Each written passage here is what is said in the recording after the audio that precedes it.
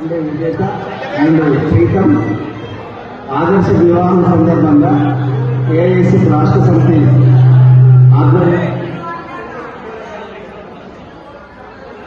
ఆధ్వర్యంలో ఏర్పాటు చేసినటువంటి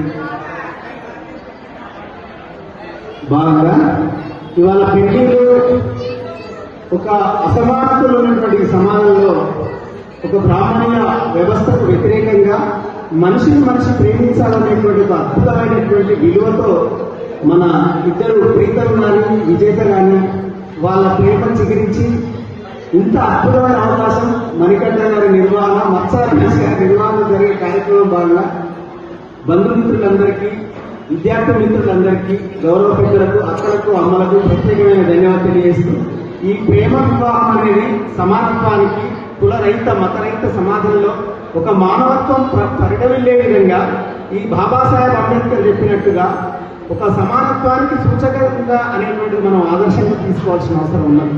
ఇవాళ ఎంతో కట్నాలు తీసుకొని ఆధిపత్యం పేరు మీద ఒక స్త్రీని కొనుక్కునే దశ సమాజంలో జరుగుతుంది. కానీ ఇక్కడ ఈ పెళ్లి యొక్క ఆదర్శం అనేది ఒక ప్రేమని ఇచ్చిపుచ్చుకోవడము.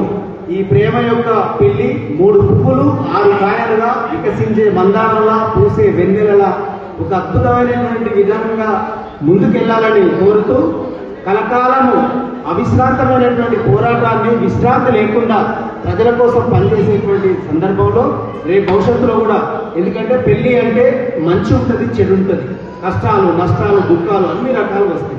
కానీ ఓర్చుకోవాలి, తట్టుకోవాలి. ఒకరు సీరియస్ అయితే ఒకరు తగ్గించుకునేటువంటి ప్రయత్నం చేసి అందరూ కూడా విలువతో ఉండేటువంటి ప్రయత్నం చేసి మీ ఆదర్శ వివాహం సమాజంలో ఎప్పటికీ స్ఫూర్తిగా ఉండాలని ఏఐఎస్ఎఫ్ రాష్ట్ర సమితిగా మేము ప్రత్యేకంగా కోరుతా ఉన్నాం. కాబట్టి ఈ కార్యక్రమంలో గౌరవ పెద్దలు రాష్ట్ర కార్యదర్శి పుట్టలక్ష్మణన్న, రాష్ట్ర అధ్యక్షుడు మణికంఠ, వివిధ జిల్లాల నుంచి వచ్చినటువంటి గౌరవ పెద్దలందరికీ కూడా ఉస్మాన్ యూనివర్సిటీ నుంచి ప్రత్యేకమైనటువంటి అభినందనలు తెలియపరుస్తూ ఈ కార్యక్రమాన్ని ఇంత బహుత్తరంగా తీర్చిదిద్దిన మణికంఠ, ఈ జిల్లా సిపిఐ జిల్లా పార్టీ నాయకత్వానికి, ముఖ్యంగా నా మిత్రుడు మత్స రమేష్ నా కళ్ళకు అవపడతలేడు.